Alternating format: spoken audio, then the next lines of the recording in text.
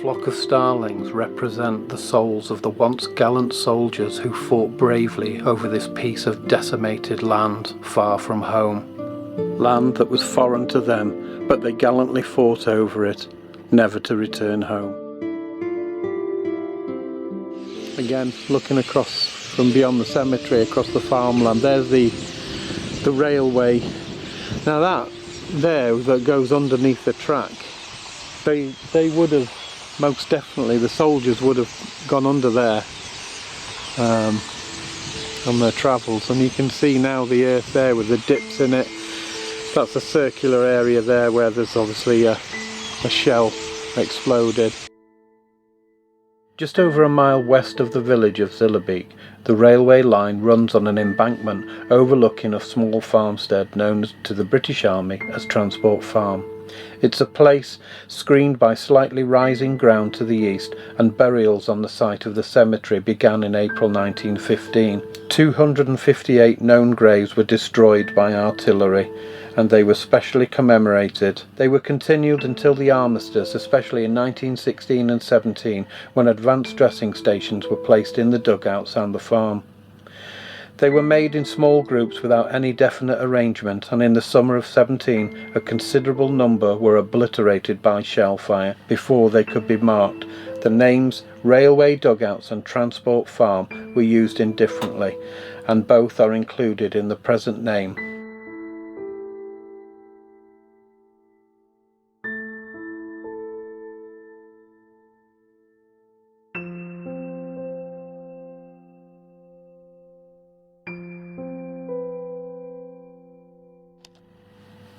After 1918, the immense task of clearing up was carried out by the military and the civilians who were returning to their shattered communities.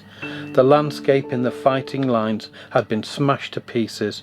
Roads, woods, farms and villages were often no longer recognisable.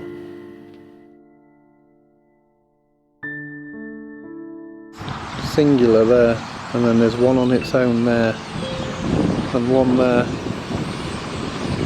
All very spaced apart.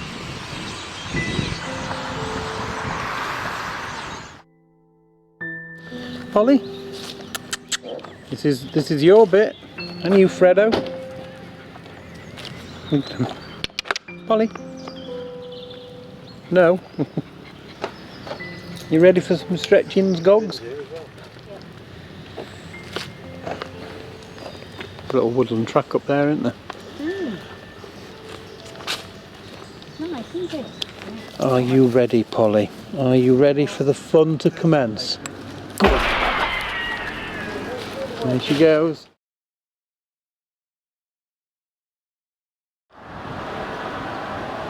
Nice colours, aren't they? Nice autumn colours, look.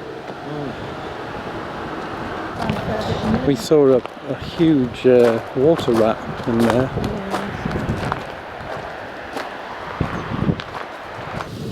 Yeah, the water level is really quite low compared to what it normally is. Previous visits we've been here, and this has been a full waterway.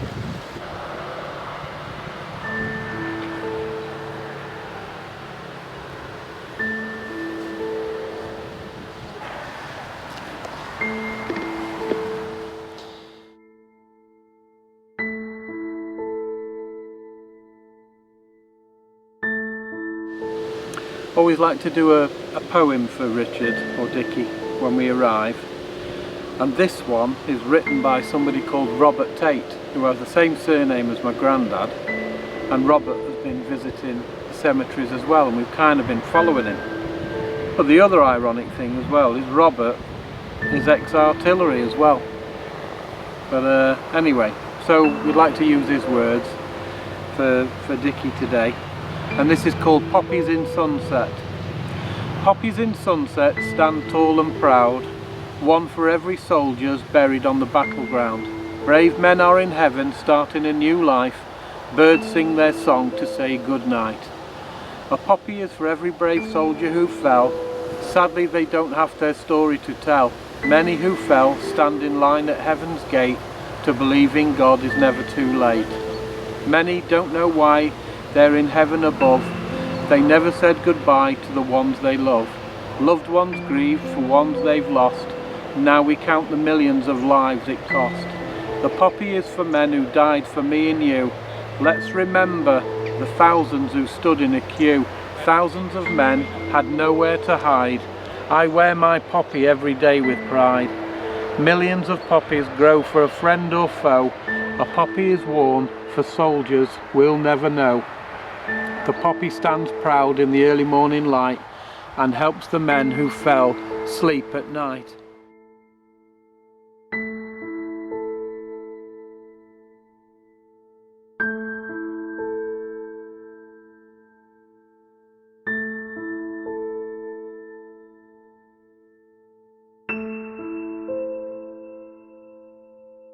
White stone crosses far away. As I stand and look across Flanders fields, I pray for the missing to show how I feel. Farmers plough the old battleground. New trees and grass grow without a sound. The fertile fields are still very well kept. You can still see the scars war has left. Thousands of families walk for many miles, searching for loved ones of rank and file. Millions of soldiers in the Great War, many too young to know what it stood for. Thousands of men were sent to their death, dying of wounds in holes in the cold and wet. Millions of men from all walks of life went to war they thought was right. Thousands killed on their very first day. A white headstone marks where they lay. Now their names are etched in white stone. Many headstones say soldier unknown. When you see a white stone cross far away, it marks a cemetery where soldiers now lay. A good one. Beautiful. Aye.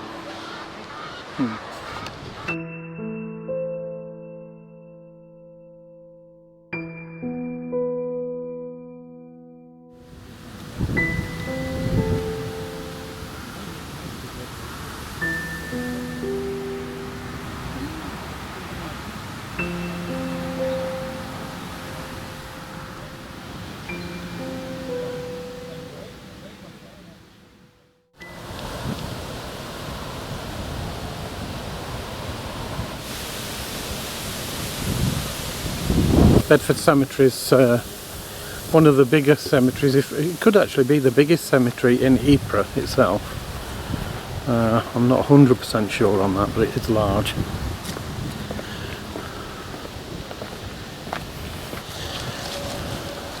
This is definitely, we think, part of the ruin from Bedford House, which was an aid station during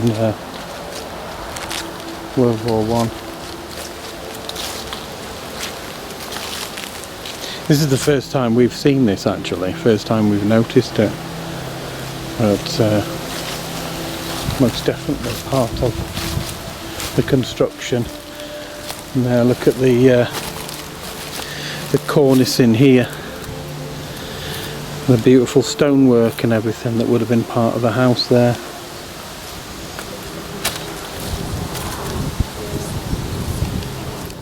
This is the side of the house here, corner part of the building, look, and the windows, and then there's that impact.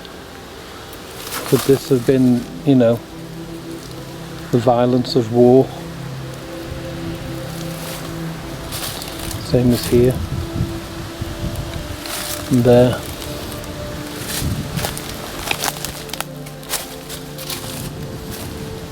This is definitely, this is the building. I've looked at that. Those are, round that side, they are the steps going up. Steps. Yeah. Being the cellar. Yeah. So if you look there, the roof. Yeah. Look. Oh yeah, yeah. Would have been the cellar bit, I would have Yeah. thought. Have a look around there, you'll be. Yeah. Yeah, ones who can use and.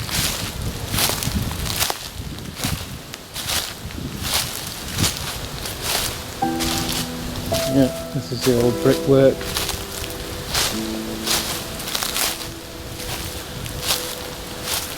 Yeah, so this has been fortified here.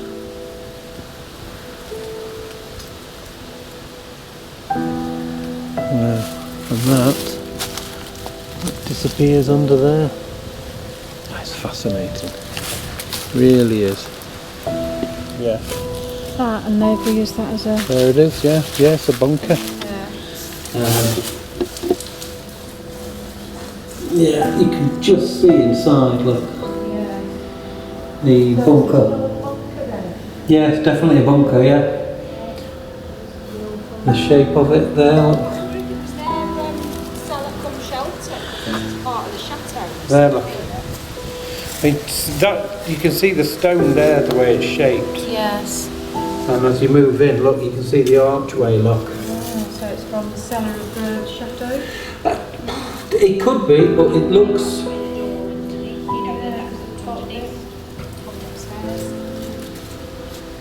I don't know. No, I couldn't say. But I mean, this is the steps to the chateau, isn't it? Or these were the steps. Were the steps? Because I've seen an old picture of it. Yeah. When I came around the other side of the chateau, you can. This is definitely the steps of the chateau.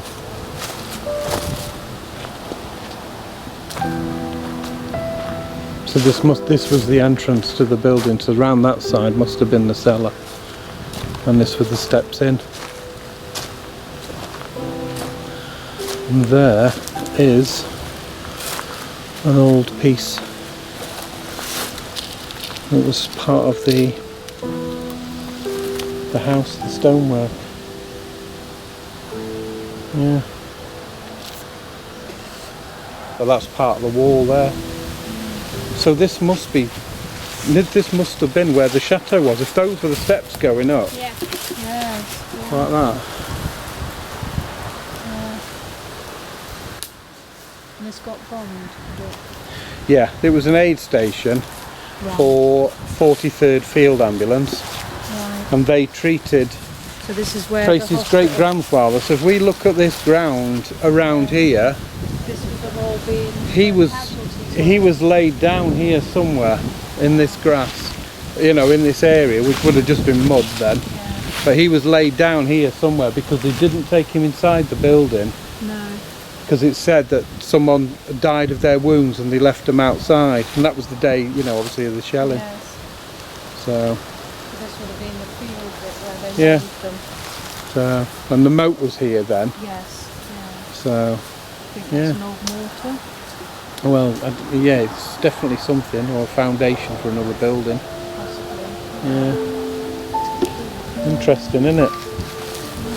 Yeah. It's an aid station. Yeah.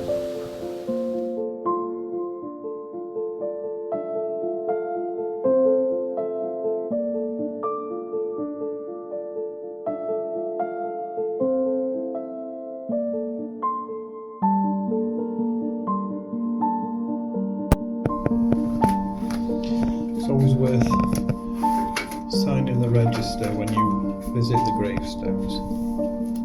Every cemetery's got one.